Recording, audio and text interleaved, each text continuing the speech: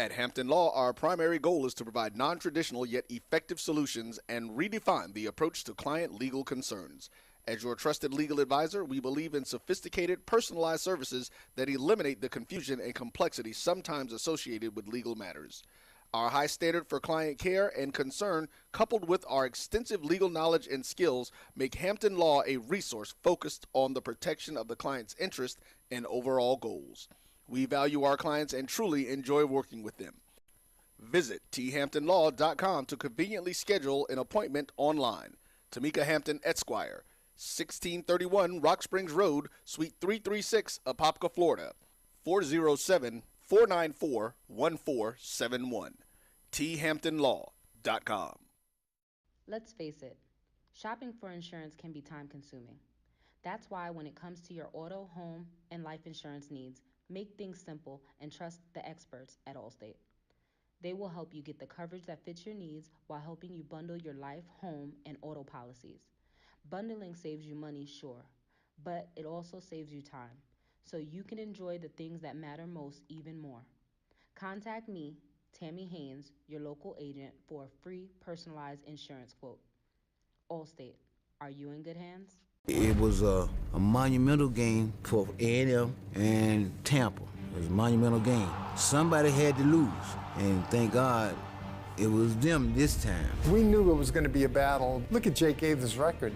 202 and 36, I think, some off-the-wall figures. And nobody would play him because they didn't want to take a chance of getting beat. But the truth of it is, over 46,000 tickets. Blacks were sitting in the east stands. Whites were sitting in the west stands, and the score wound up 34-28. The only thing we proved that we wasn't inferior, that we were not inferior, and we were not afraid. For one night, for 160 minutes, we was better than them. Good day, good people. Once again, you got the grumpy old nerds in your ear. As always, it is me starting off, Uncle John. As always, we have the red bone assassin who I think I might be frozen right now. No, you're not. Keep going. Okay, I'm back. As always, we got the red bone assassin, Uncle DJ. What's going on, doctor? What's up, brother? And as always, we have Auntie Nicole. How are you, ma'am? I am just fine, guys. And behind the ones and twos, as always, Uncle Roy. What's going on, sir? Hello. There it is. There it is. It's been an eventful week. For those of us who are nerds, this is basically our Christmas with all the content that's coming out. But I would be remiss if I did not throw it to, oh, wait a minute, before I'm even remiss. Do we have an Uncle Percy sighting? Maybe kind of, sort of. Wait a minute. Wait a minute. Let's hold up. Let's hold our breath. Let's hold our breath. And yeah. He's coming. He's trying to get the perfect background. That's what his wife said. Hey, oh, there we go. Wait a minute. Where are you? Where are you today, Uncle Percy? I'm in a secluded location. I cannot tell you where I'm at. Let's just say I'm still at work. Oh my God. Wait a minute. Is that a sawed-off shotgun on the table? No. That's but he's got Uncle Percy's office is apparently a closet with a microwave and a refrigerator. I thought it was a sawed-off shotgun. I was gonna say, apparently it's a Black Panther undercover, safe house. Well, you know what? Hold on, because Uncle Percy worked for the CDC. Is there something you need to tell us? Do we need to lock our doors or something, man? Wow, wait a minute. He can't tell us? What's happening? Something's coming? I'm in Maryland, but hey. Damn, I'm in Indiana. They don't give a damn about us. So, before we begin, I would be remiss if I did not throw it to Uncle DJ today because, yeah, go ahead, sir. Yes, sir. Well, as you should know by now, this is Women's History Month, which comes after Black History Month. So let's just put the two together and celebrate our Black sisters, all over the world doing their thing. What they do is phenomenal. We don't give them enough credit. we go back and forth, but at the end of the day, there's so much love, so much appreciation, and so much pride for our sisters. One in particular, I got to give it to personally. Her name is Katrina Adams. She just came out with her book called Own the Arena. Katrina Adams. All right. We happen to be, myself and Uncle John, and Uncle Percy, happen to be, classmates of hers, and just can't say enough about the young lady. She was, a tennis star in her own right, double star with Zena Garrison. And she's also has the distinction of being the youngest, first female Black woman to be the CEO of the U.S. Tennis Association twice, which the twice is also something that hadn't been done before by anyone. So her book came out. If you can look on the bookstores, it's there. Matter of fact, it's in some places it's right next to Michelle and Barack. So, and she's been standing next to Michelle and Barack, as well as other world dignitaries. I mean, this woman has lived a phenomenal life, and she's only getting started. So I would be remiss if I didn't mention her. And also, there's a show that you should be watching and not watch, because I don't care what white man is, network TV at night. I don't care, who else is doing it at late night. There is nobody making the Black community, look, better and addressing issues and doing it with phenomenal, genius comedy flair that you have never seen before. Amber Ruffin is a godsend right now. And her show has been on Peacock TV. Of course, they can't put on the major, but Peacock TV has been out for a minute, and they're pushing it, and I know there's a free version, and then there's another version that's like a one-time fee for the year or whatever. But she is totally worth the price of admission. She is phenomenal, and she's funny as hell. And there's always a YouTube clip of something she did on the show or whatever. And just check it out. Just check out Amber Ruffin. And I would be remiss if the two, of us men didn't hand it off to Auntie Nicole to say something about her sisters and herself. And we celebrate you too, sis. Well, so, I mean, if we're going to give it this light to our Black sisters, I'm going to give it to Miss Alice Parker.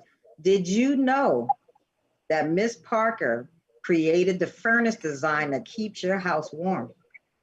Really? Yes, indeed. I don't know if you guys can see her. She looks light, but she's like a Lena Horne type of light skin. But yes, Miss Parker sat there and she created the furnace design. This was back in 1919. And yes, we're going to make this Black History Month actually throughout all year long. But, today we're just going to have an honorable mention. And basically, she did this. And that's one reason why we don't know her name today, because as always, the ideas get hijacked and is given to someone else. And we never get to know the real mind players over the invention. So yes, Miss Alice Parker, give her a look up. She is the one that created the furnace design that keeps your house warm. Yep, and I guarantee, I guarantee her name is not on it. I guarantee you come here. Look at that. You come here looking for nerd content and get a history lesson. Where else can you get stuff like this? Quality content here on the Jericho Broadcast Network. So, as I stated, we are right now in Nerd Heaven, Nerd Christmas, because we have so much content that's coming out there. I'm borrowing Auntie Nicole's phrase. We are in Nerd Christmas because we have so much stuff, going on right now. Later in the month, we've got King Kong versus Godzilla.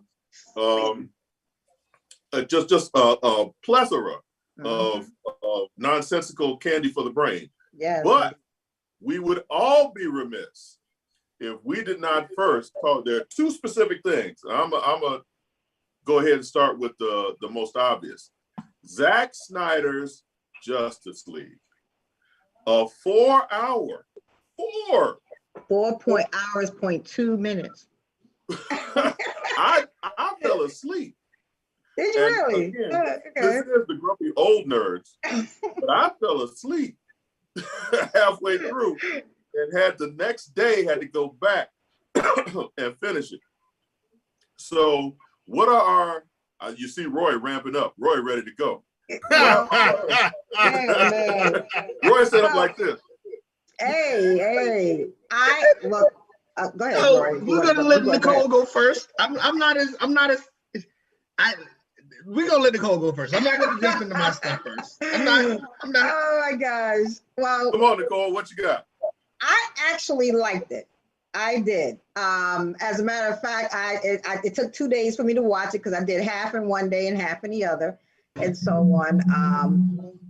I will say that I truly appreciated the fact that Zack Snyder, and this is his words, he did not want to cut out any of what's his name? Ray Fisher. Cyborg. Yeah, Cyborg's Right. anything with his. Also, believe it or not, he fought tooth and nail. He lost, but he fought tooth and nail to try to bring on what's his Green name? Lantern, John Stewart. Yes, the real Green Lantern that is black, not anything else. He wanted to. Oh, here we go. But hey, that's the comic books. I told you they don't always translate this stuff to film. In film they thinking about the money, so they don't think we have that drawer, and we do. But anyway, that's another story. But I actually thought it was good. I actually like the idea of having the characters fleshed out. If I had to pick a scene that I could kind of do it out, they really didn't have to have that singing scene with Aquaman going back in the water with the that was something they could have cut out. I just kind of I was like, okay, what I'm saying, and stuff. It was a little bit much, but it was a little bit much. But I like the idea that it left it at that because I believe Zack Snyder is trying his best. By the way, he's coming out with the black and white version too. So just so you guys know that they're going to end up airing the black and white version. But he is trying to do his follow-up with that. Now, of course, his follow-up would be with Darkseid, sorry. And a lot of people, they don't know what the anti-life equation is. And the film had a ton of Easter eggs, but I'm not going to go into that until you guys give me the okay, because I don't want to bore the people out there watching.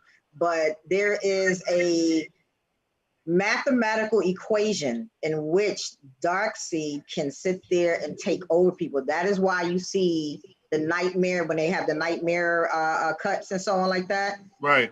Superman is taken over by Darkseid because he used that anti-life equation on Superman. That is how he was able to control Superman. But anyway, that's neither here nor there. I actually found myself enjoying the film. Nicole gave us a 4-hour review for a 4-hour film. That's fine. That's fine. Hey, man, I liked it. You got to give it its due. And I just want to throw in there real quick that, yes, only because I am employed now. I'm not, unemployed. I'm employed. Right. So I watched the first 2 hours and then I had to be, responsible. And because it would have taken me into the midnight hours, so right. I watched the first 2 hours, and I loved the way it was sectioned. Part one, part two. And because when I got to the end of one of the parts, I was like, all right, cool. Let me get my sleep, and I'll continue this the next night. So I'm saying that to say that Mr. Uncle John and Uncle Nicole didn't necessarily not like it and fall asleep on it because it wasn't good. Right. It was because hey, 4 hours. It was because it was 4 hours. Yeah. And but I enjoyed it. Now, Uncle Percy, you got anything to say positive before Uncle Roy comes in here? I actually liked the movie. Actually, I liked it. I liked this one before the other one. I really did, because you know what? That just the scene of Darkseid, fighting Green Lantern just blew my mind. I was just like, oh snap! Okay, maybe it's gonna happen. It might just happen that they might bring in the Green Lantern. I was just trying to figure out, and I guess this is from the first part. Who? So we assume like Zeus, the gods. That's Shazam coming up. But who's the Vikings? The Vikings. Those were just men. Those were just normal people. Yeah, those are Vikings. Yeah, they were just from the comic books. Nicole. So, well, I mean, I'm trying to figure out which one you're talking about, because you had the Huns. You had the Huns, like the Huns. That's what he's talking about. Stuff like that. Came the Huns. Then you had Zeus and Artemis and all of them that came. Because he came with the lightning, and Artemis and all of them came with the axe and everything. That's how Darkseid lost. And then you had the Amazons, and who else was it that was there? The Atlanteans. The Atlanteans, actually, and the Africans. Right, and there was the Lantern Corps. Yeah, no, there was only one lantern. There wasn't the Lantern Corps. It was just there was only one. There was only one lantern that was there, and he lost the hand. He got beat down. Yeah, he's in the comic books, and there's a couple of different ones that they chronicle, but I forget his name, but he's in the comics, and so on. And unfortunately, that's just he lost it. His name is Eulinger. That's the name of the Green Lantern that ended up dying. Eulinger. He's in the comics. I was like, oh snap! Are we doing this whole Xanos thing again? What's going on? That's kind of who he is. He's like a Thanos. Mm-hmm. Yeah. And believe it or not, the anti-life equation is the equivalent of the stones, of Marvel stones. That's what you're looking at. DC has theirs and Marvel has theirs. John, go ahead. I got to take this for a second. So, before I ruin it for everybody, I want to say the name of the show is Grumpy Old Nerds. That's what we do. Before I ruin it for everybody, I want to say that I went in with a whole bunch of preconceived notions, and I didn't expect to like it. 4-hour runtime be damned. If you entertain me for 4 hours, I'm good. Right. One thing that this movie taught me is that the process of editing a film has to be hard, because you have to find the right pacing and the right pieces to put in the right places. Right. When somebody's writing a screenplay, you may have a scene with a character walking down the street that in your mind is just like, this shot will be riveting, and they will have the fact of this woman walking in heels in the rain will show her despair and the drama within the story. But once the movie is put together, it's just like, why we have a long ass shot of this woman walking up black ass in the rain? So all of that being said, and even admitting to the fact that this film is Zack Snyder's vision, meaning that long walk in the rain is what he wanted, so it's his vision, so we'll get to see that. Mm-hmm. Couple of things. His portrayal, this is why DC messes up so much. Zack Snyder does not have the right grasp on these characters, to me. And I'll explain why. In this film, Batman was too damn happy. Batman is a brooding character. Batman does not like other people. He does not respect, and it's not Ben Affleck, Percy. It's not because of Ben Affleck. Ben Affleck needs to get an Academy Award. It's because the character was written that way and directed that way. Ben Affleck, I shouldn't have seen Batman smile once. Okay, one time when I maybe should have seen Batman smile was at the end, when everybody gets together triumphant and we have the shot of everybody going by and you see Batman, you give you a little smirk and it keeps going. Batman, in trying to be friends with these characters, is so out of character for Batman. And it's funny because Batman is considered a loner and so on and so forth. But it's funny because in every story, he's always got like 10 people who are associated with him, between Robin and Huntress and all these other people. But at the end of the day, Batman is a character who's solitary. And Batman, even though he's seeking these people out, he's seeking them out for a solitary reason. He's not trying to be friends with these people. He's not trying to be friends with Superman. He knows Superman has a purpose in defeating Darkseid. I think Wonder Woman should have been the one who was recruiting, as opposed to Batman showing up at flashes and trying to make nice with him and so on and so forth. So did Alfred. He even said so. Right. Right. The Flash, I have to say, with this, we didn't get the Flash running like we did. He did some. I ain't gonna lie. He did some, but I was like, there it goes. They had the close up. But they had the close up. So all you saw was, you know. But tell the truth. Tell the truth. Since we've had this last conversation, you all were watching Flash running, didn't you? And you saw the whole little. Yeah, just the hands going. He's doing. And I will say this: of all the superpowers portrayed on film, super speed and stretching ability like Mr. Fantastic have to be the hardest to pull off. But after the Flash on the CW and after Quicksilver X-Men films, Zack Snyder did a very poor job of executing super speed to the point where it wasn't, to be honest, laughable. I mean, it looked better than Joss Whedon doing it, but it seemed kind of flimsy to me. Yeah. Maybe that's because Zack Snyder, he spends so much time with slow-mo. He's so big on doing that. And let's not even get into the fact that Zack Snyder, every other shot is a slow-mo. Slow-mo, yeah. Looking off the middle distance and the emotions on the face. I mean, come on, man. Let's that movie would have been 3 hours if we'd got rid of half of that slow-mo action. Actually, it would have broke it down. The problem with a standalone Justice League film is that we don't learn to like these. Well, I take that back. I found sympathy for Cyborg, and I enjoyed Flash more than I did the first one. So he did a good job with those two characters. But it was too damn long. Zack Snyder, the first half of the film was slow as hell, and I struggled. I was struggling. The first couple hours, I was like, singing in the mountain thing, that really got me. That first 2 hours, I was like, Zach, come on, dude, let's go. Let's speed this up. Let's do something. The second half, I would say, if I gave two different grades, I'd give the first half a C, and I give the second half an A.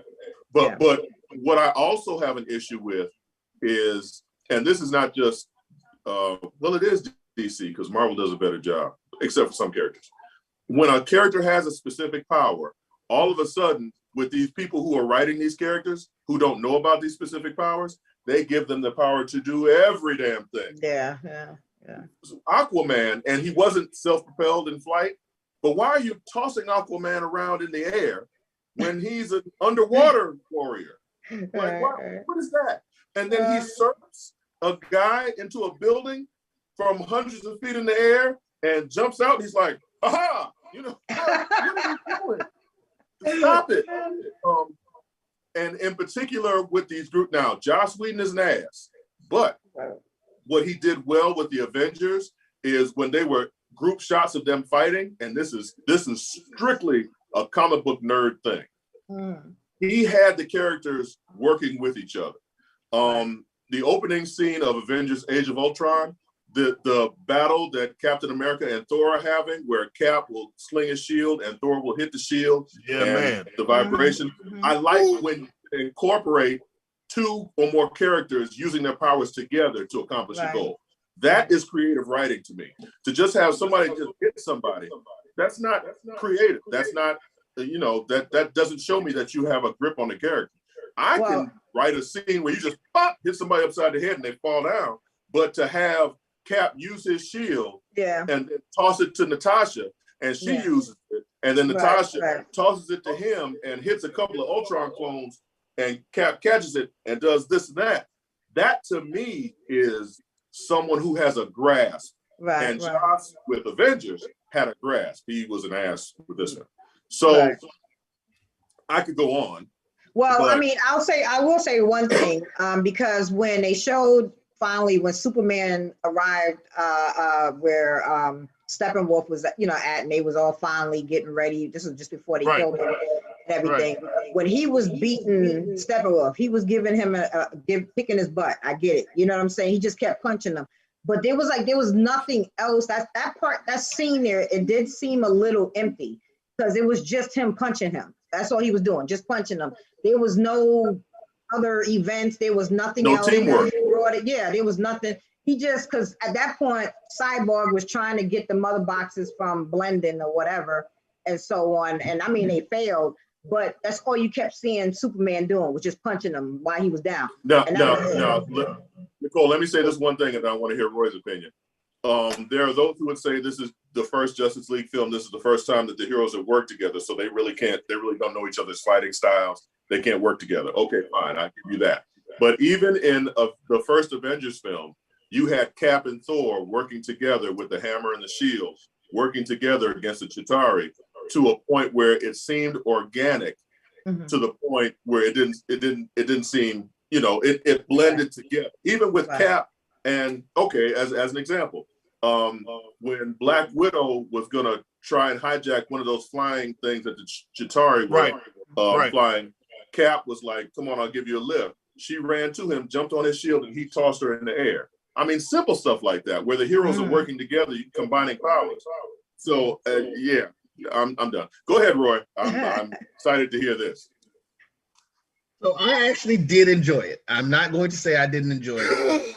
You guys know that my main thing is, though, what I try to do, what I have to do with DC is I have to look at them as individual things because they have absolutely no continuity, and that's the biggest thing that frustrates me.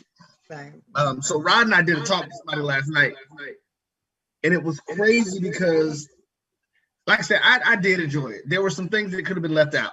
The whole Flash saving Iris, that she was a waste of 5 minutes.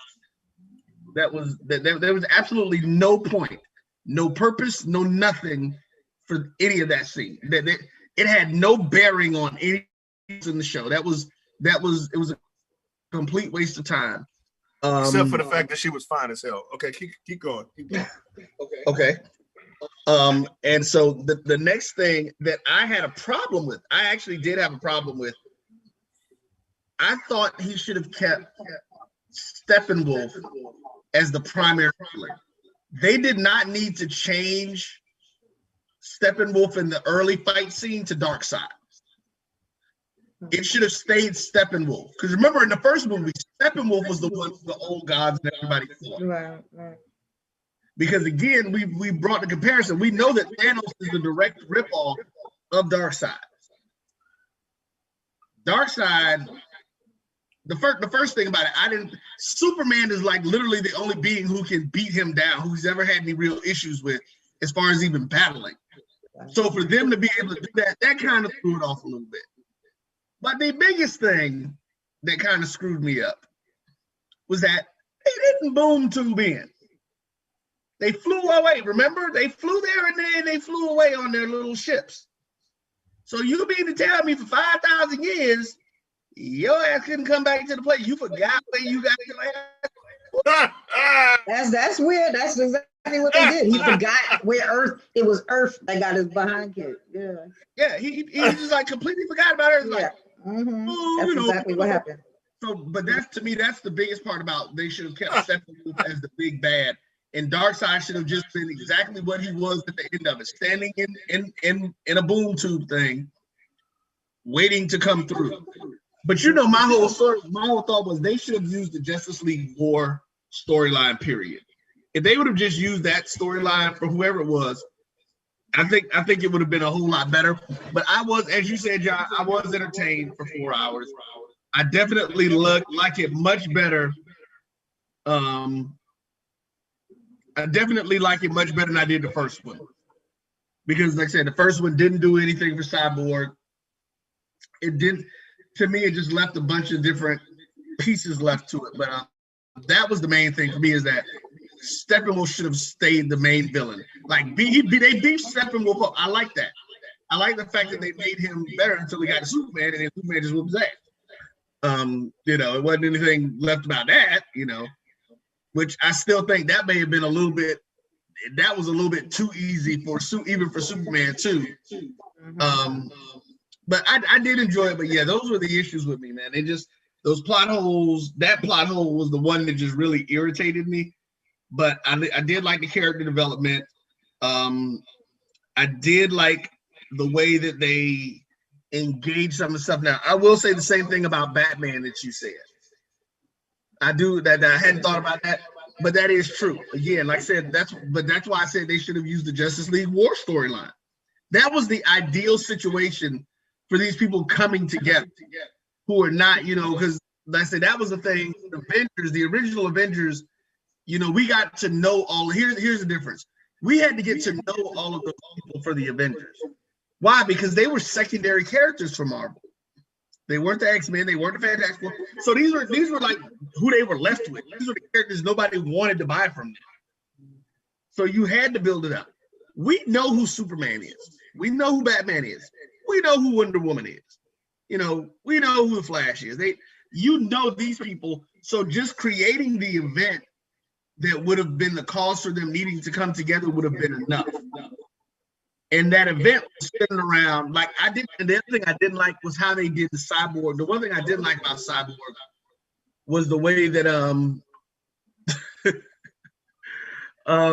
was the way that they did the stuff with his dad doing the powers. I liked it better the way that they did it in the storyline.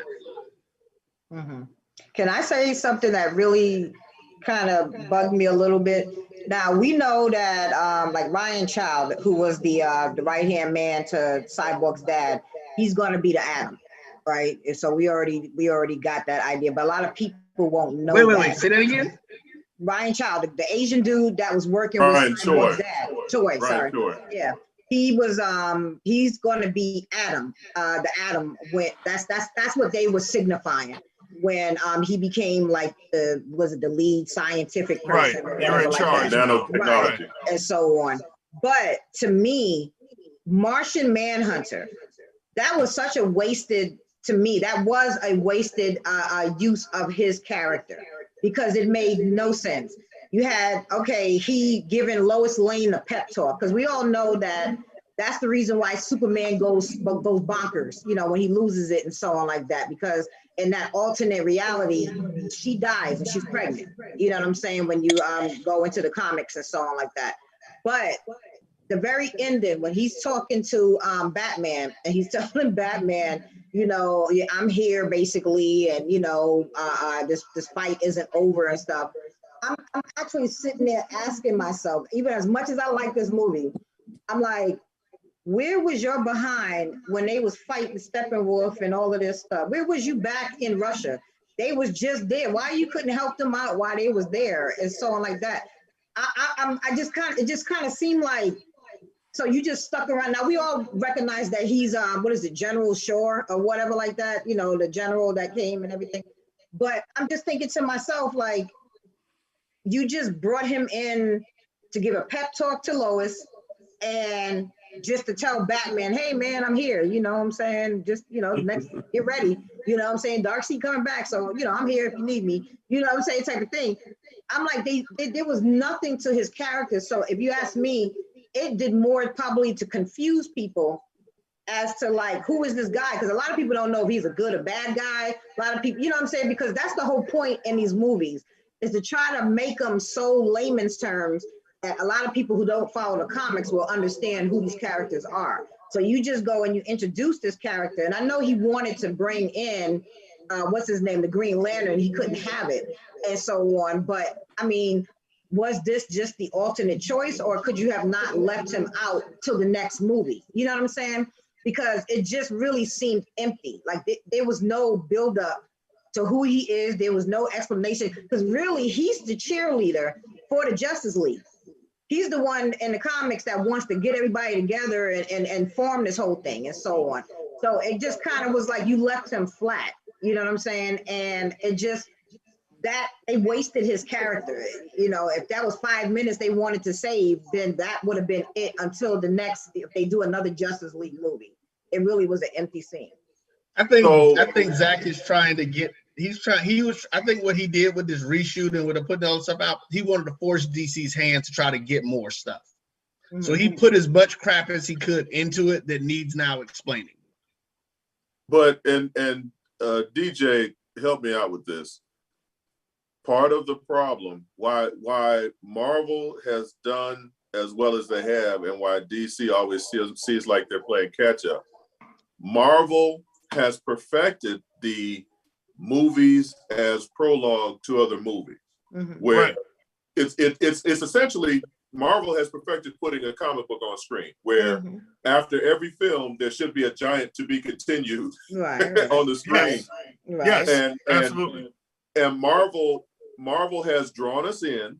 They've got writers who have a proper handle on the characters.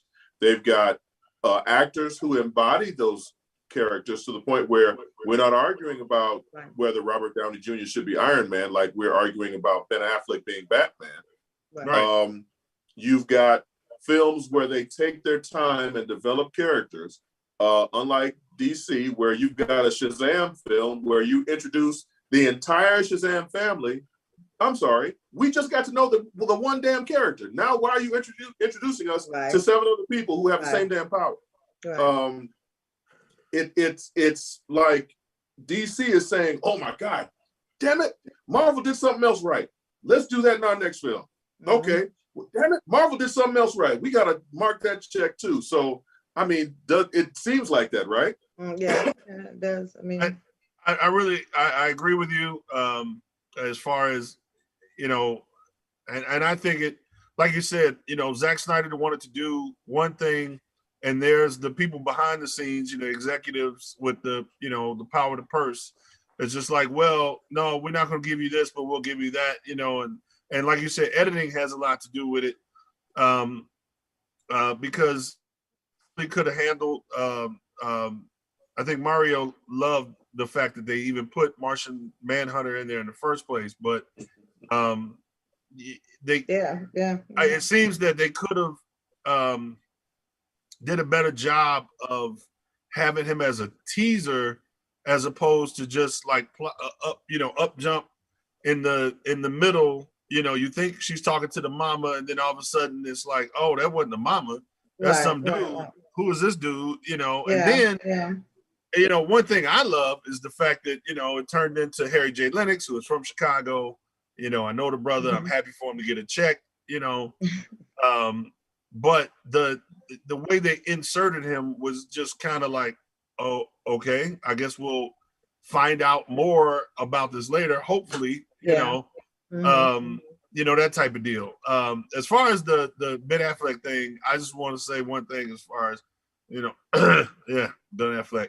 But as far as Batman and the Happy Batman, all I could think of was that somebody watched the A-Team too much, because Batman was like, Hannibal, like, I love it when the plan comes together, like he was just like, had a damn cigar and we're like, I got the team together. We got the team together, baby.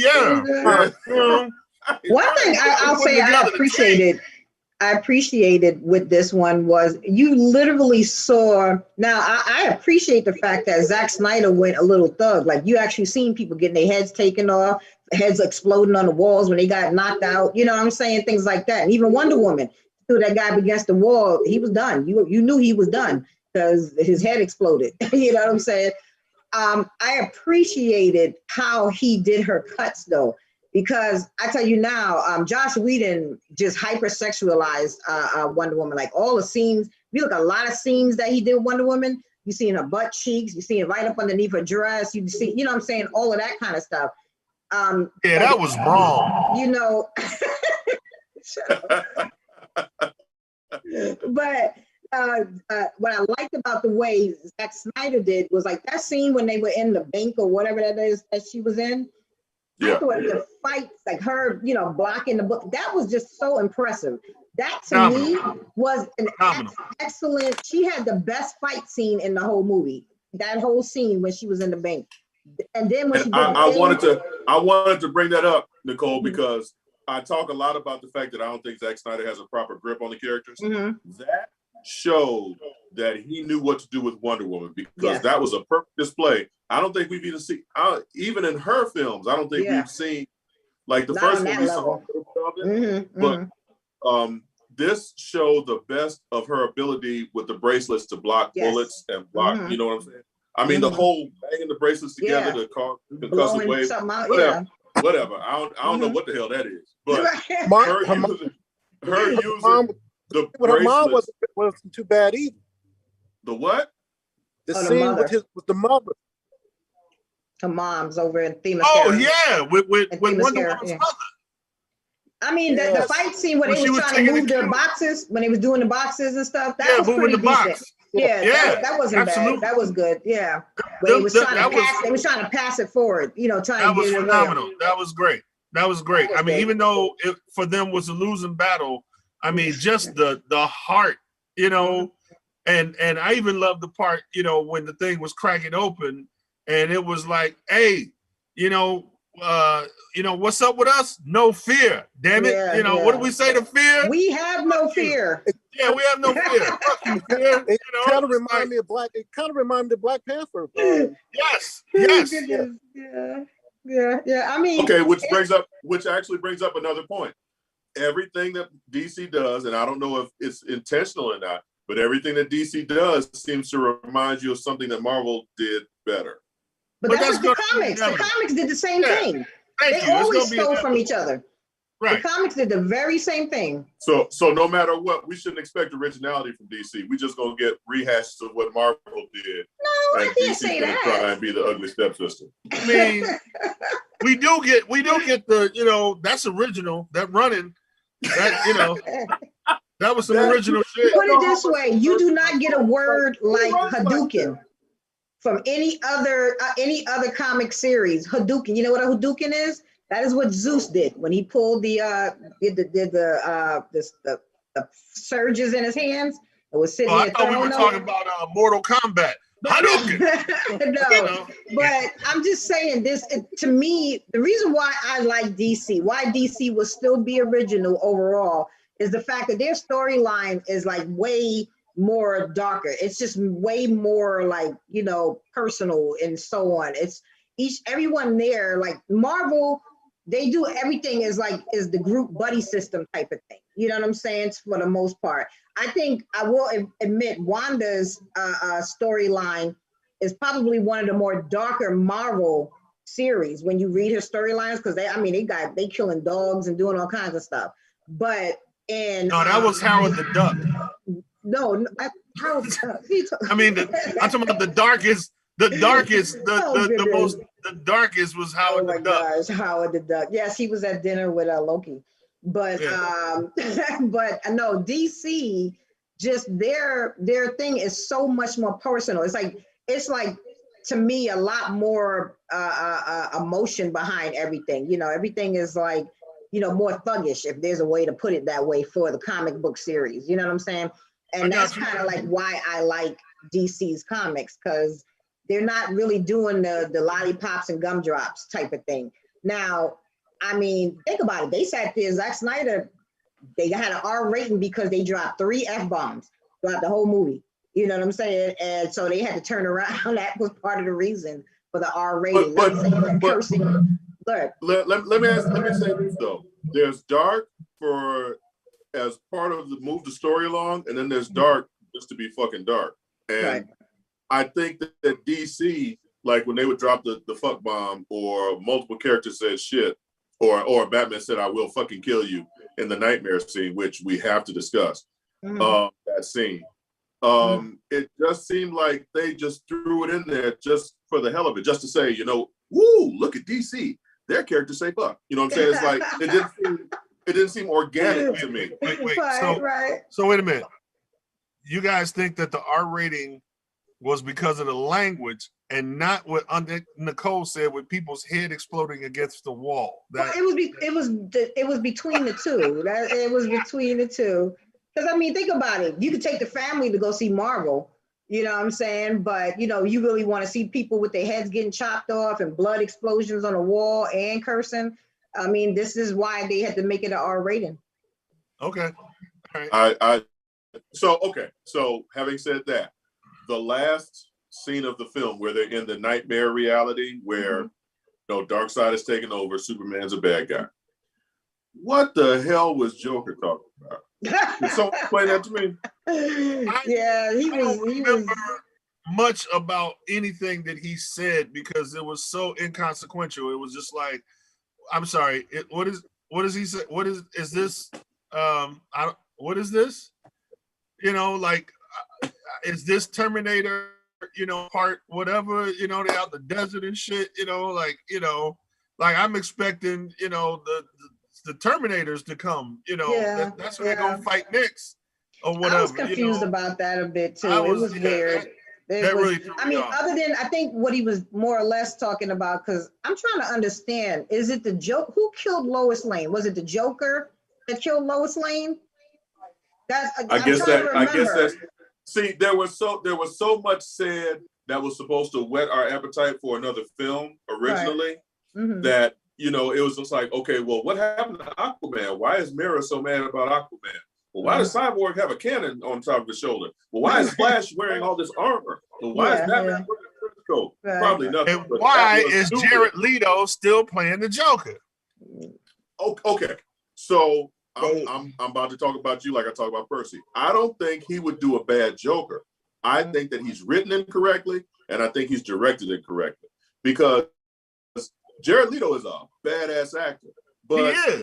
His Joker, like okay, let in comparison, no, not comparison, in the same vein, why in the hell do they have Lex Luthor acting like the Joker? Why is Lex Luthor twitchy and giggly and shit? Lex Luthor is a businessman. He is not some aloof, goofy guy who throws out one-liners. Lex Luthor, he's not some kid.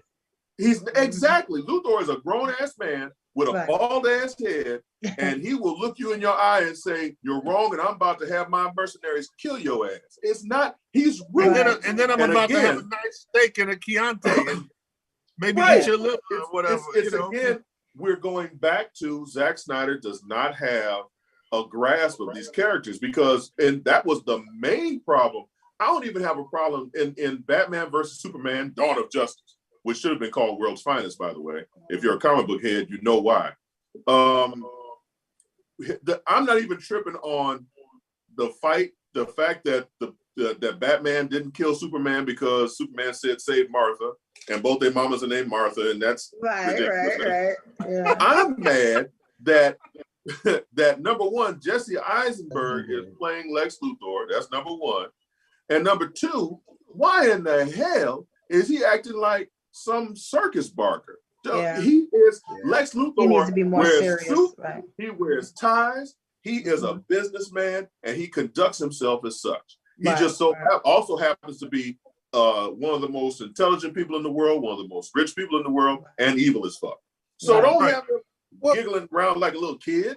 Yeah, I hated Eisenberg as the joke. I mean, as Lex Luthor. That was like the worst case. Y'all know I've been bitching about that since day one. Oh my god. Yeah, I never understood the choice either myself, honestly, because he's so young, and honestly, I would envision Lex Luthor to be a little older for some reason. But you're right.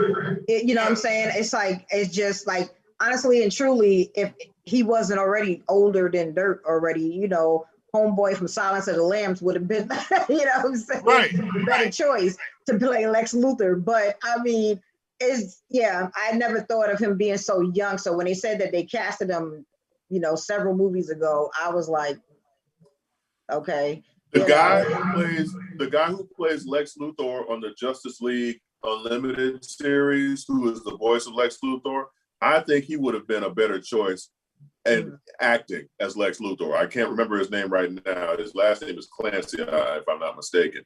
But he would have been a better choice because he's older, he's a little bit thick, muscular, and he just has a commanding presence. Jesse Eisenberg, you can put the suit on Jesse Eisenberg, he still look like he's 12 years old.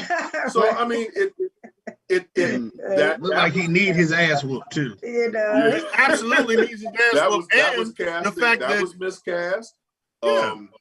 Batman was, I'll give you all Batman was miscast. Yeah, Ben Affleck, I don't think he did bad, but they could have found somebody else to be Batman. I think Ben Affleck would have been a good Batman if it would, like you said, if it was written differently. If he would have been Batman, if he would have been Chris Nolan's Batman, if they would have done it like he did that one, Please I think stop Ben Affleck would apologizing have been. for Ben Affleck. Please stop apologizing. I mean, I'm not apologizing. I don't mind him, but it's just, written wrong. Oh my God. Oh my God. Oh my God. So question, you know when Steppenwolf was talking to Decide, right? And Decide was like, well, do you got the other boxes, whatever? I was so busy trying to, and I don't know why I haven't looked it up yet. The voice of Decide, who the hell was that? Because I'm telling you, it sounded like Candyman. Yeah, it's a great. I would have to look that up because the voice. I was trying to place the voice the whole time. Yeah, I was like, whose voice was that? Because it really sounded like old boy from Candyman. But it was appropriate. I mean, it was. You know, the voice was. No, I like the voice, but I was trying menacing. To sound familiar. Right, yeah. but I'm just saying it was perfect. That was cast just right. You know, his voice was menacing. It was awesome. It was like we know you can't stand your ass. You ain't nothing but shit. Right. You got the boxes, motherfucker. You ain't got the boxes. What's up? You know?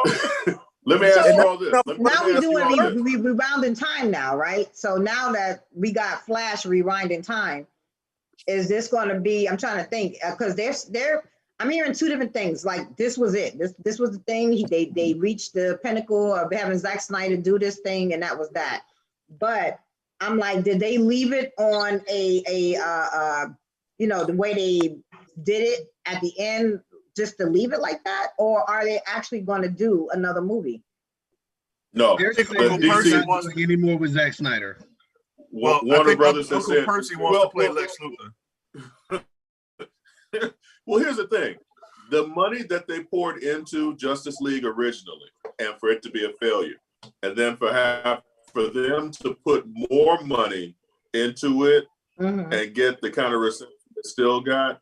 I mean, people are excited about it. They say that this is a better film, but who knows where the DC live action universe is going from this point? Because you're going ahead with all this other stuff. Are we going to act like Justice League just didn't happen? We still got Gal Gadot as Wonder Woman. We've still got Jason Momoa and Aquaman. And you are absolutely right about Jason Momoa. Why would a white girl singing? When he walked into those, that is the one part of the movie that threw me completely off. And sniffing and sweating no less like stalkers.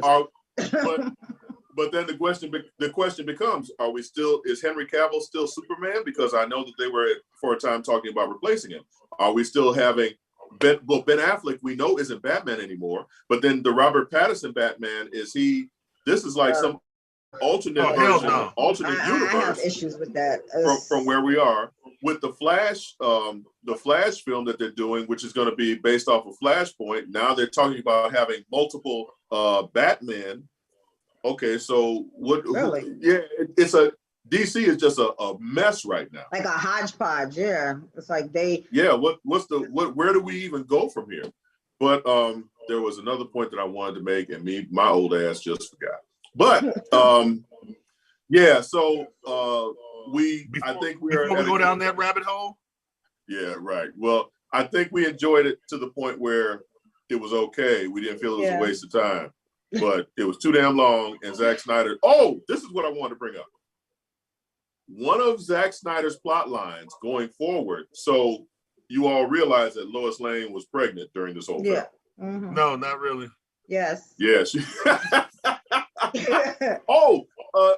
And before I even go there, Amy Adams as Lois Lane was miscast too. I never thought she was good for Lois Lane. I never did. No, not at all. What was the point? She just no.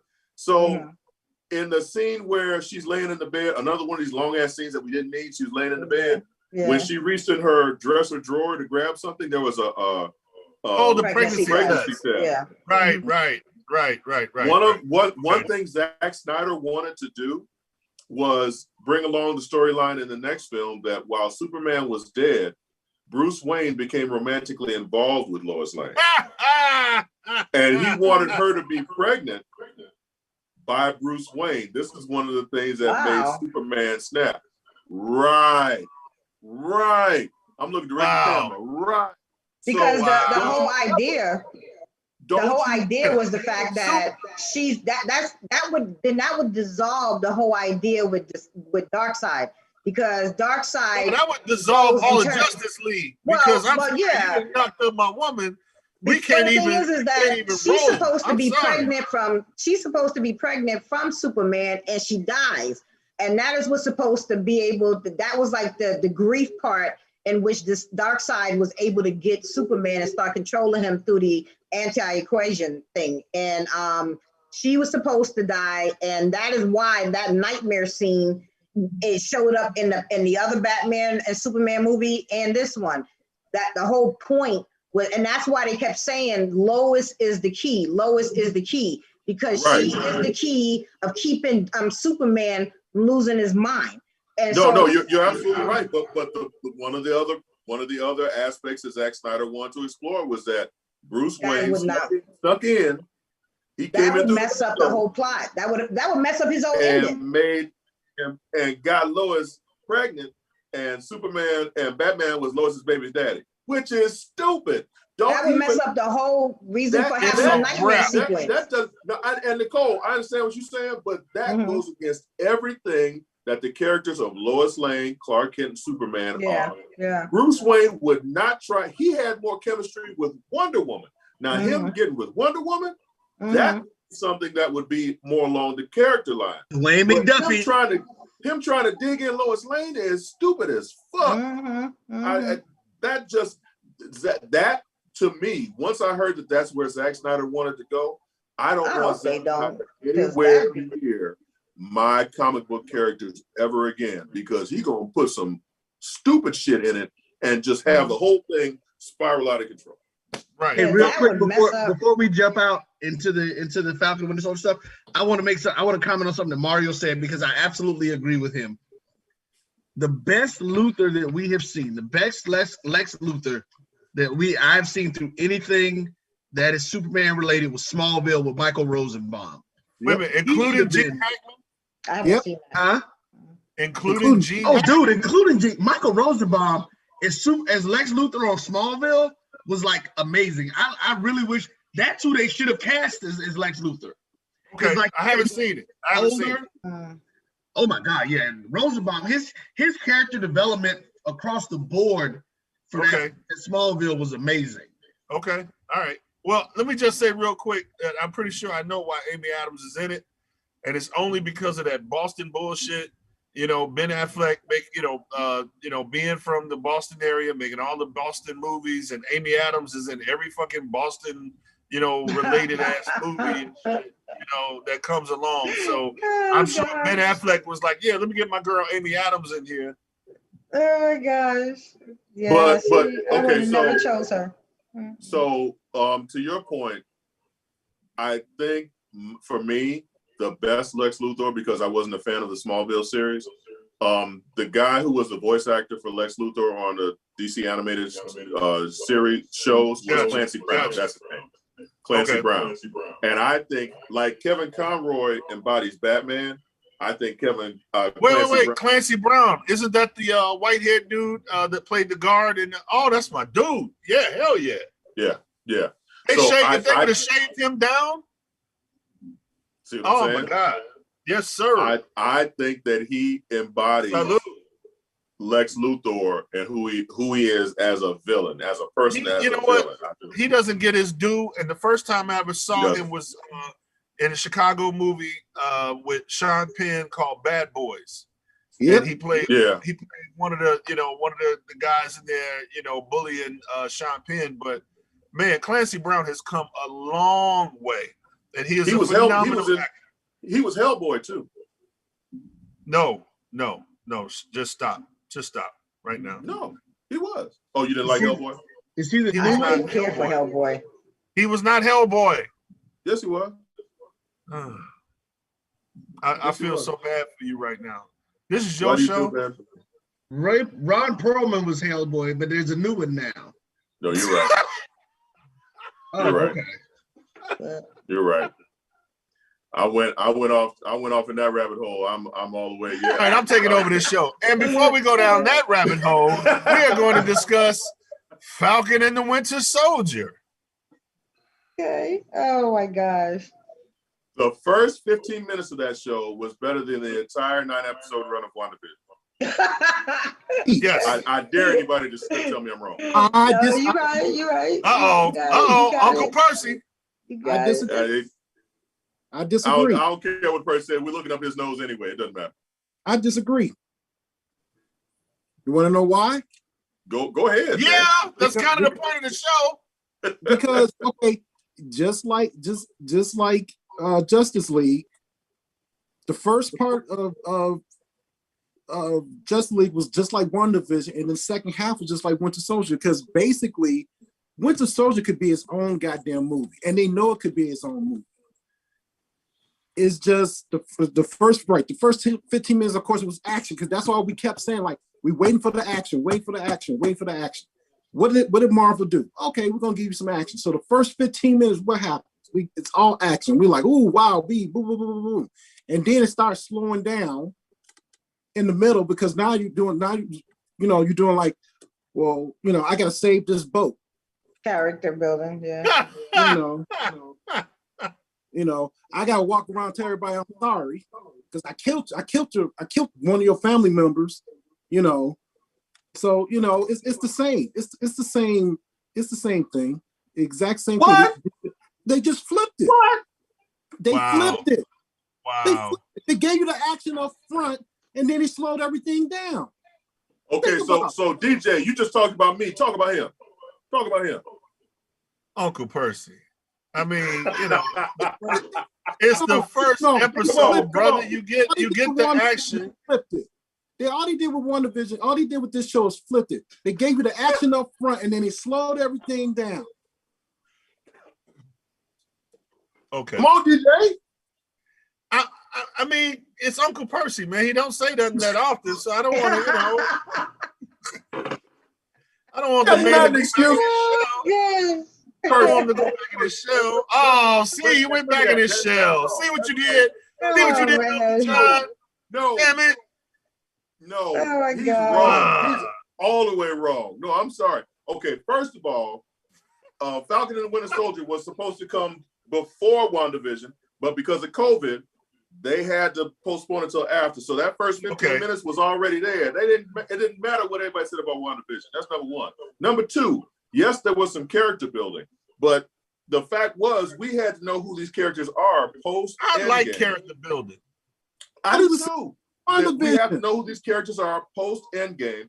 And I will say the emotional buildup of Sam giving up that shield, and then at the end of the episode, seeing a white man hold that shield, that emotional buildup again was better than the 9 episodes of WandaVision combined. Go ahead. Okay, black man. Don't get too carried away. Just because it was a white man holding the shield, it was some political ploy or whatever holding the shield. Didn't matter who it was. It could have been, whatever. No. I guarantee you, because it's a white man, it's going to come back later on about the whole racial thing. Can I say something to that? Now, I think in a way, I'm going to have to probably agree a little bit more with Uncle John. Only main reason is because I believe, think about how they did the build up with what's his name, with showing his family, showing how they got rejected for the loan, just different things. No, you're right. No, you're absolutely right.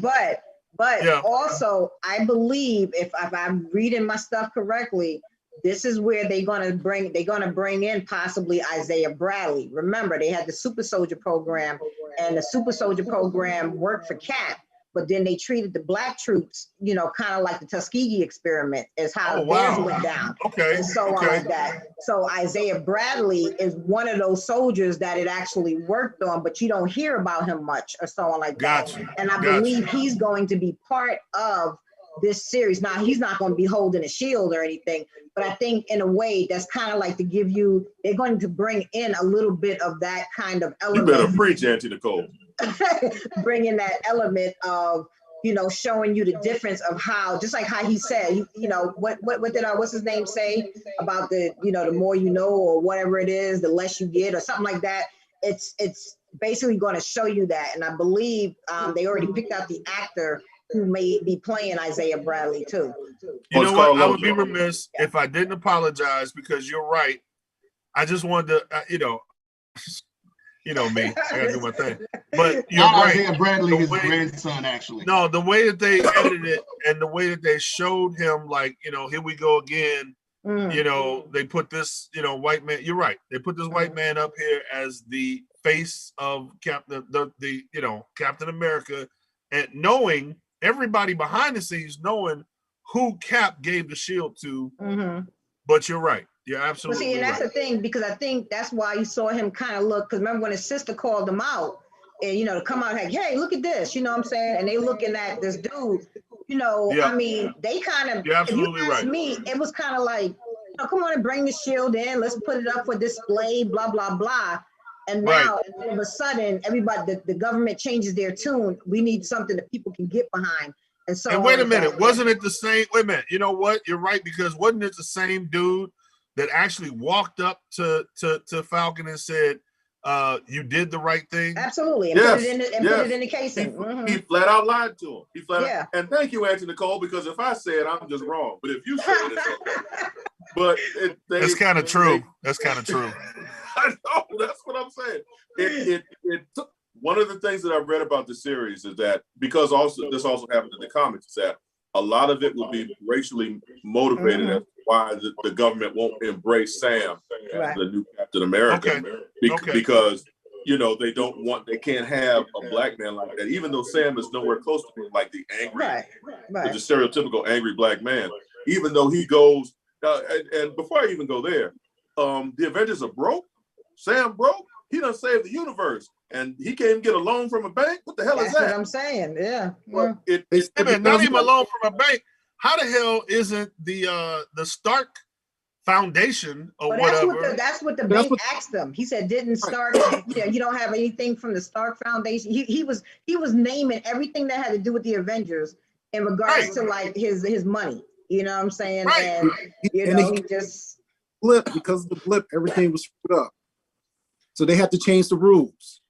And then that's when the sister was like, no, you just changed it because it was black. And you know. Right. One thing that struck me, number one, I'm happy to see Don Cheadle coming back. But they said that he may not have too many lines, too many roles. Don Cheadle, while the whole shield ceremony, John Cheadle was like, "Hey, brother, let me go holler at you for a second." Because he wasn't looking too happy either. No. Right, exactly. And as black men, they recognize that this is a miss, but Sam is trying to do the right thing, because Steve wanted Sam to have. Steve literally said, "I want you to have this." And the government was like, "Nah, we can't have no nigga having a shield." So even Rhodey is just like, man, you know, even though the two heroes' these are two of the white man's best friends. The only way that they can get their own shine is that their best friend died. Now, I digress. Now remember, didn't Cap go into the future? So he might know something. That's why he gave him the shield. Right.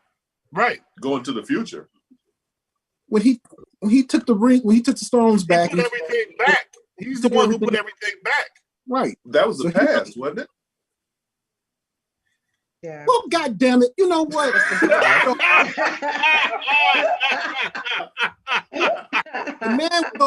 The man came back old, so he knows something. He got to know something. He didn't come back the same age.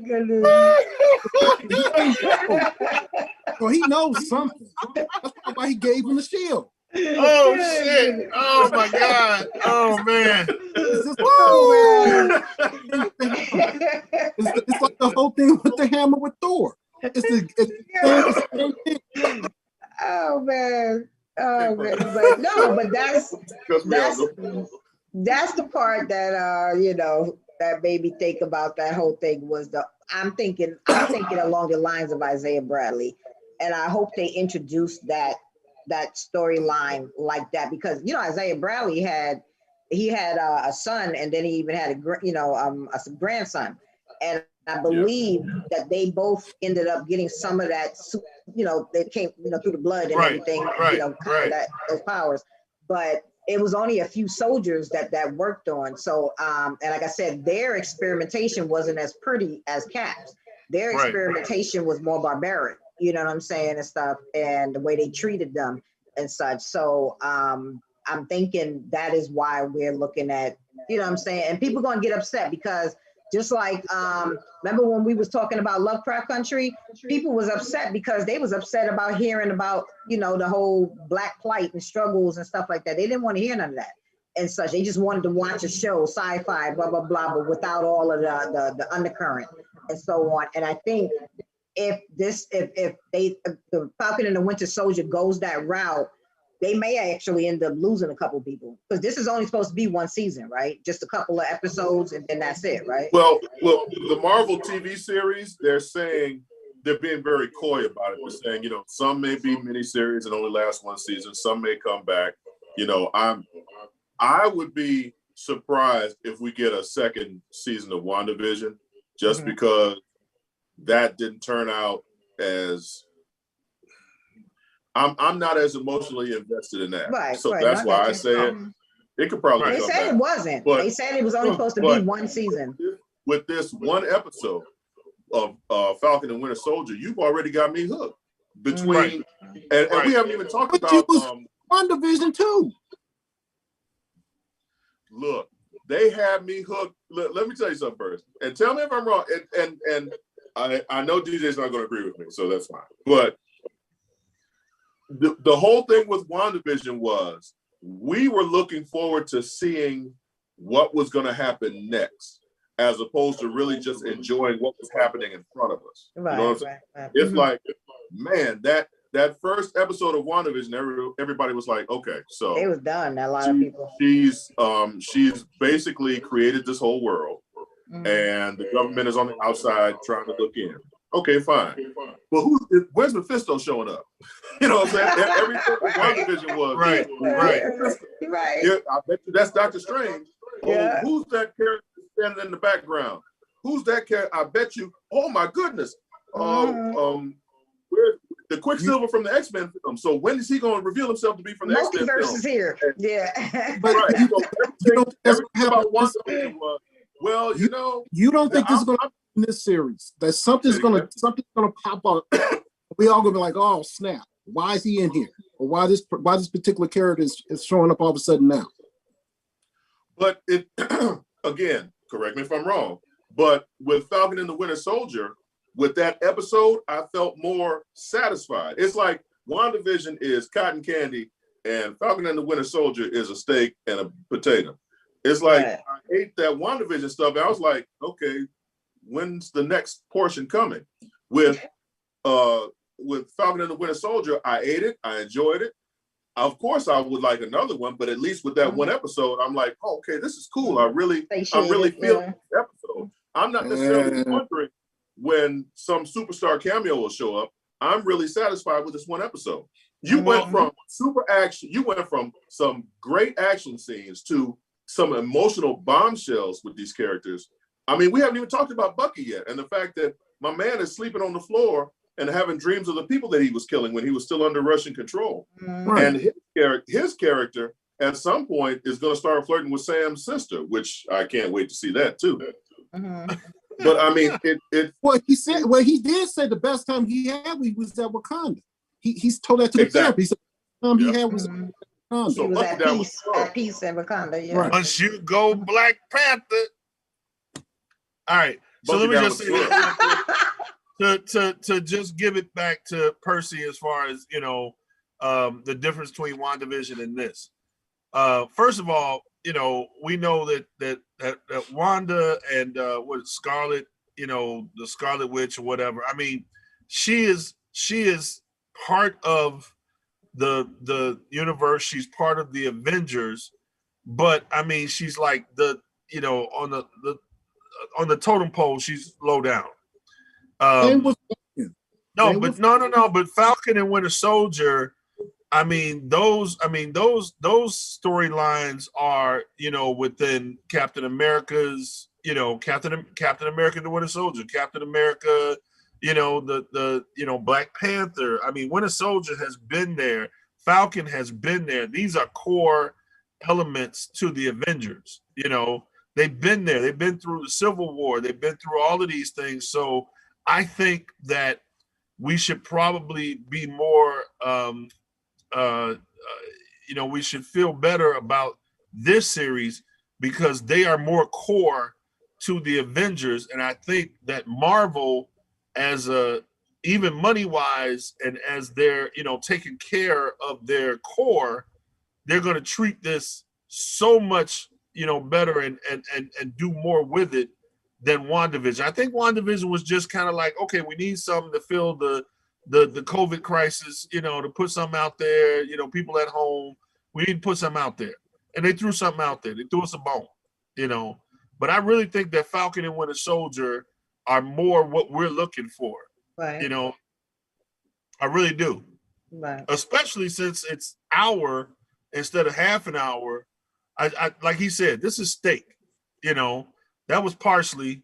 You know, just take it or leave it. You know, but this is the steak. I tell you what, if this series would have come out after Falcon and the Winter Soldier, we'd all be mad as hell.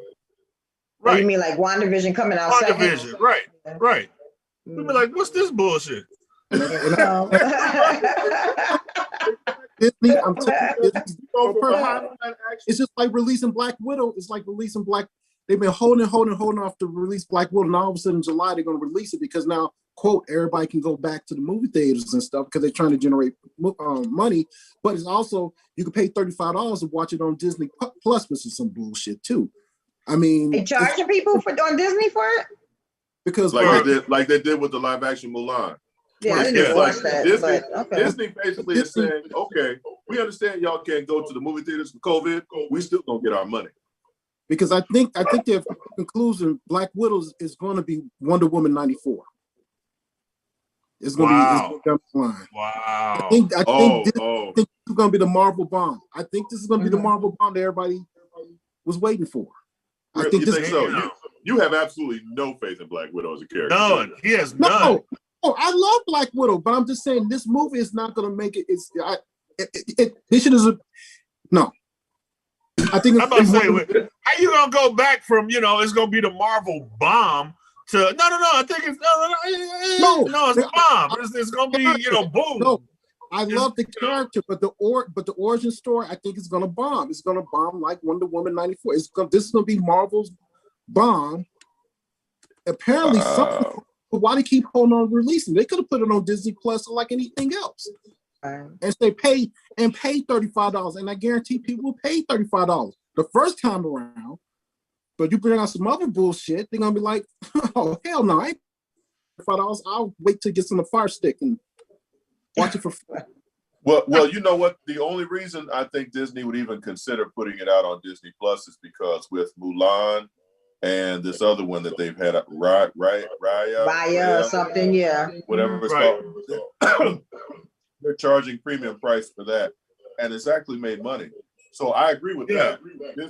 But only for a limited time. Only for a limited time. I mean, they do it. You know, it's like we used to do back in the day. You know, you go see it at the theater, or you look at your watch and go, okay, it's gonna be on cable in about 6 months. So you know, I can either go to the theater, I can wait. Because now Mulan is just, you know, regular showing on Disney Plus. Same thing with Raya. They already said Raya is going to be available in June. So you can either, you know, pay the money or you wait till June. Right.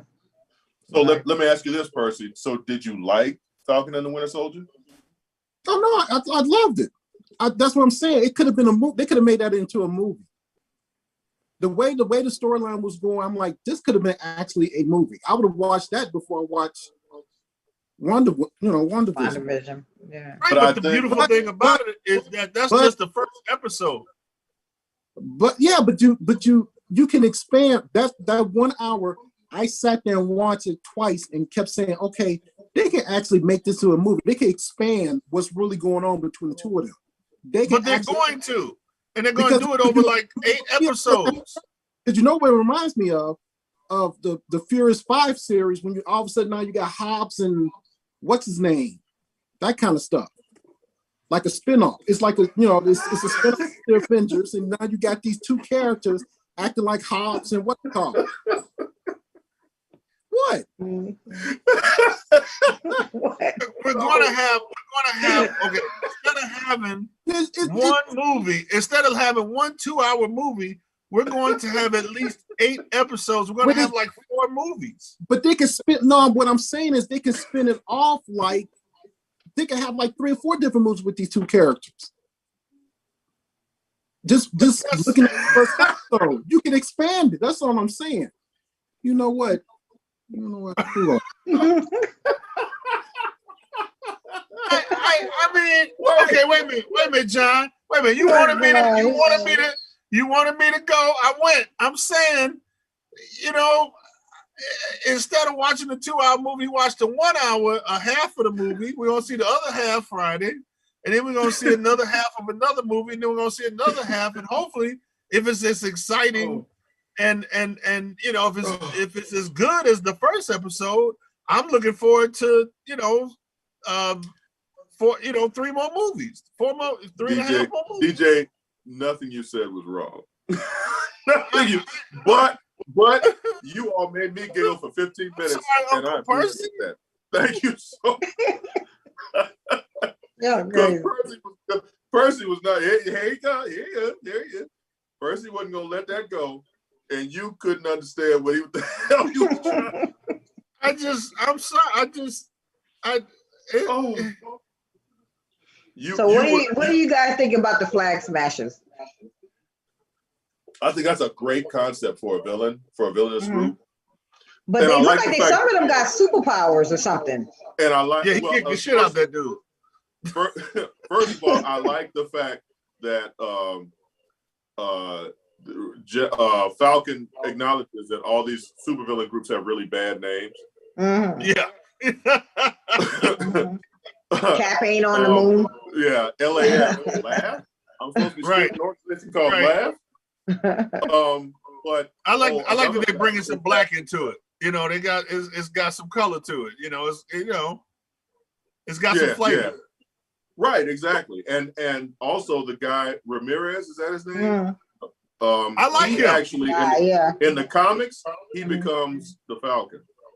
He becomes Sam's sidekick. Yeah. Okay, because I like him. Yeah, you seen him with a couple of excitable. scenes, and I like him. Right now he's a little starstruck and everything, and he's being a little hot-headed because he's trying to go in and infiltrate stuff, but Right. So check this out. In the matter of 1 episode, we've got a character who we like, who seems pretty much well cast, and who is written to the point that he's been given a little bit of depth. In all of Justice, we couldn't get none of that shit from none of those characters. What about the white woman who was singing? Huh? What'd you say? What about the white woman who was singing? She putting her heart out there. They were stalkers. Look. Wait, she picked up the sweater. She picked up the sweater. She can't wait for his ass to come back, boy. He must have told. He must have tore off a little. He must have hit a little something, because you do drink. I'm sorry, when you drink, sometimes, Hey, and then here it is. They actually brought up about cleaning the oceans, and he turns around and he slams a bottle into the ocean. That was, come on. It was not PC. It was not PC at all. Okay, I tell you. But also, two things. Number one, every time Wonder Woman did something dramatic, Angel sang. I love that. I love that. She kept her theme music. That's what I liked. I liked her theme music because they kept it. That's right. That was so distracting. You think? That was so distracting. She stand there, she pull her sword back. Wait. Nicole, he didn't say nothing when Shaft, get his theme music going when he about to kick some ass and shit, Because it blended in. That was it blended in. Number two, Percy, your mic is muted. Oh, I'm sorry. Let me do it again. That's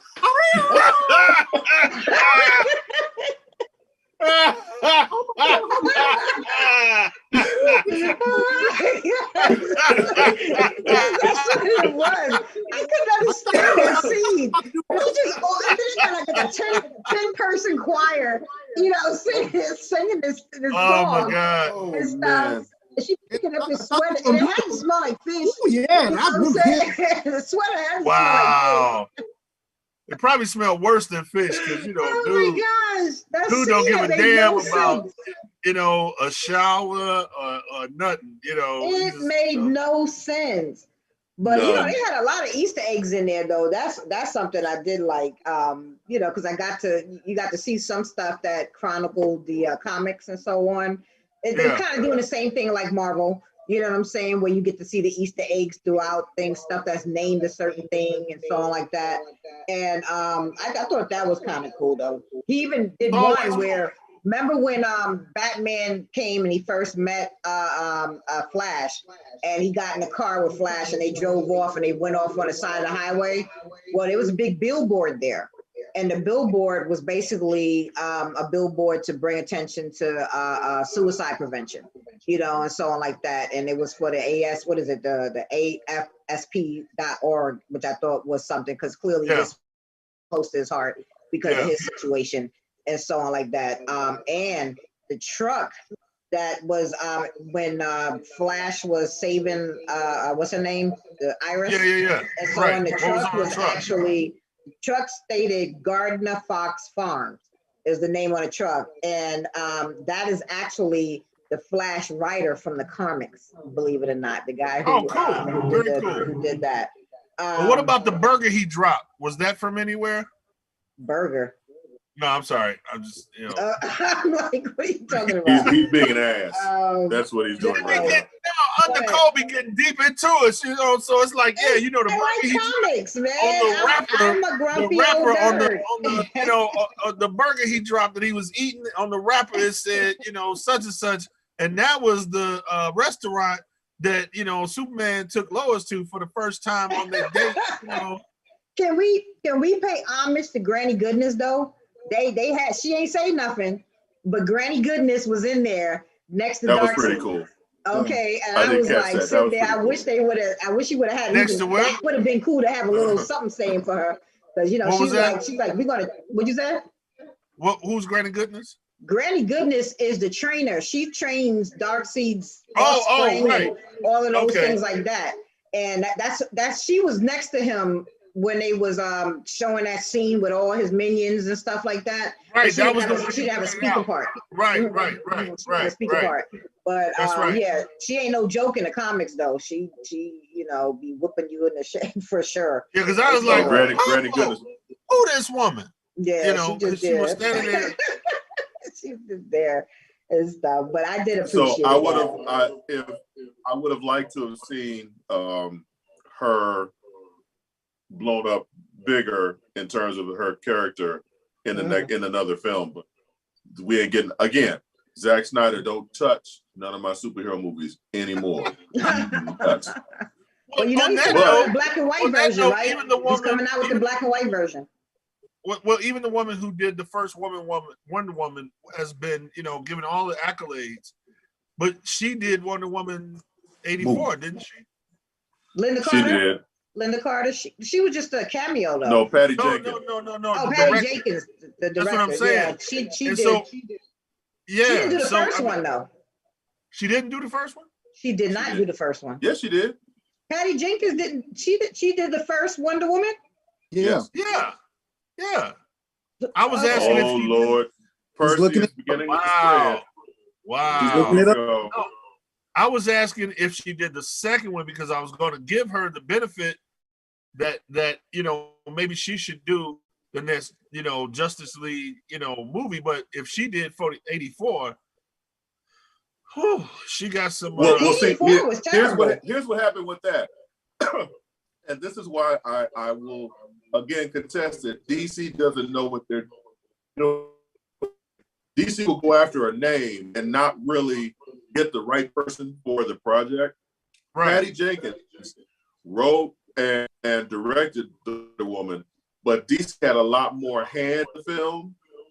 They gave her a little bit more direction as how to. That's what it was. Yeah. With the second one, they let her do it. They said, you know what, the first one was great. Right. You do. You're right. And the second one was terrible. Yeah, the Well, second one was awful. she must have broke up with her man or something, because that second one was like. That second one was like a man-hating movie, kind of, sort of, and that's what it was. It was like, you know, then you turn around and Wonder Woman, she sexing some guy, Steve, that ain't even in his body. I mean, the whole premise.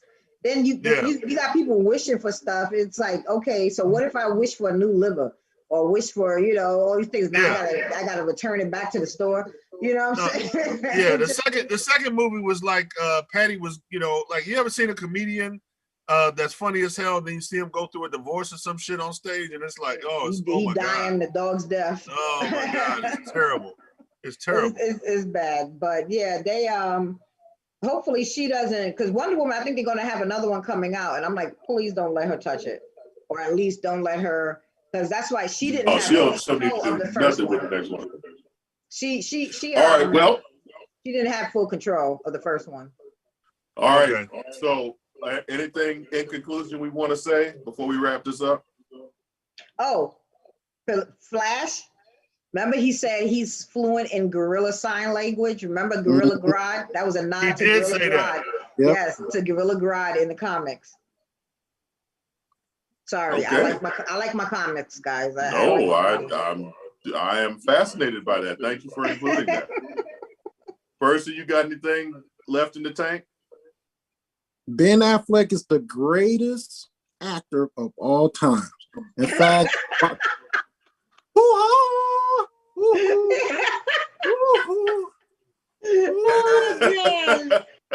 my gosh, I am done. I am so done. Oh my God. That scene is just really bad. It was really bad. It was bad. Oh my God. That one scene made the whole 4 hours, tainted that entire 4 hours. That I like the movie though, but that right there was like, what is this? What are they doing? Uncle DJ, what you got? Oh, what is the Ben Affleck hoo-ha? What is he saying? What is that about? No, he was singing the Aquaman song that the women sang at the beginning. Okay. All right. But I'm saying, what does that got to do with Ben Affleck? No, that was the exclamation point to his statement about Ben Affleck. I can't say I'm looking forward to seeing Robert Pattinson. I mean, I don't know. Maybe he might do a wonderful job. I don't know. But I just can't imagine him being a Batman. I just don't. So I saw Tenet recently, and I gotta see that. That thing made my nose. I gotta watch that. And I watched that, and I was like, so that didn't help. You know what I'm saying? I was like, no major something. I mean, the whole time I was just like, okay, can I see this man playing Batman? And I really couldn't. Now, I'll give him the benefit of the doubt. I'll try. Yeah, but no, I am. I don't think so. So wait a minute. That'd be something. I hear somebody say that Ben Affleck was not coming back as Batman? No, he's not. Oh, thank God. When does the new Batman come out with Robert Pattinson? When does that come out? Probably next year sometime. Okay, so he's supposed to. Okay, so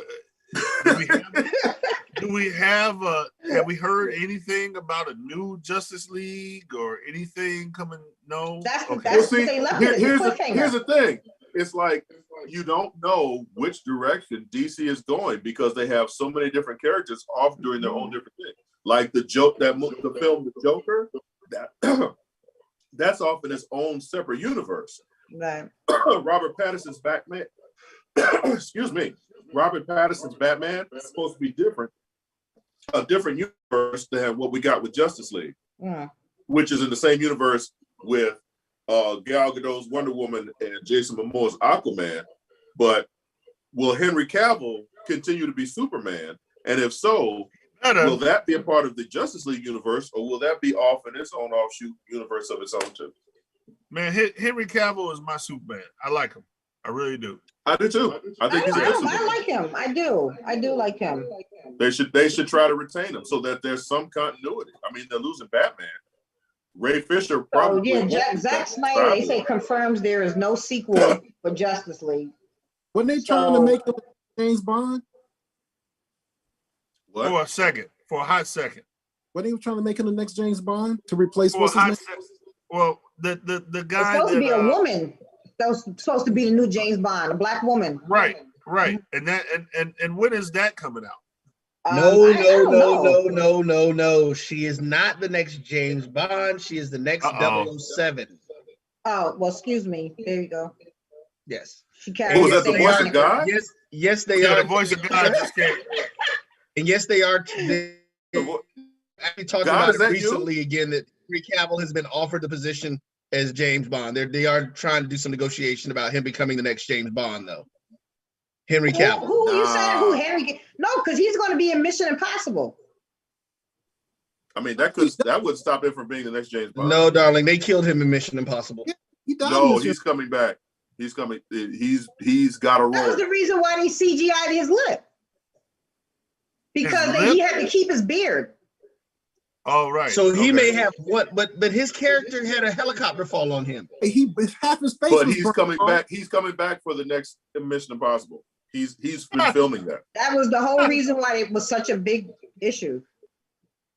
I understand what you're saying, Roy, but he is cast in the next Mission Impossible. I'm sorry, y'all needed to see this. He helicopter fell on you. He burned but half he's his coming face back. off. Yeah, he's coming back. Well, right. Because I mean, that was the big reason why they sat there and put so much money into that terrible CGI. Yeah, I thought the problem was they hadn't finished shooting the Mission Impossible movie, and that's why they had to do the CGI stuff. Actually, that's true. That's true. But he is in the next Mission Impossible film. Because in his contract, he could not shave off the mustache that he grew. Right. And that's why we have the scary looking Superman with the scary upper lip. Lip moving by itself. Yes. So there is no release date on the new Bond. Oh no, that's coming. That was supposed to be this year, wasn't it? Yeah, it's Right. it should be coming out next month. That's what I was about to say. That's in April. It comes out in April. Yeah. Okay. Really? Yeah. He said this is his last one. And if the sister is the next 007, then is it possible that, James Bond, as far as James Bond, is done, and we get a new era of 007? I'm just saying. No, I don't know why they made such a big deal about Idris Elba not playing the role. I don't even get it. He decided he didn't even want the role, but I mean, but that's because they've been because the Brits are just as racist as Americans, and their heads would explode if James Bond was a black man. Yeah, I think Megan would agree with you there.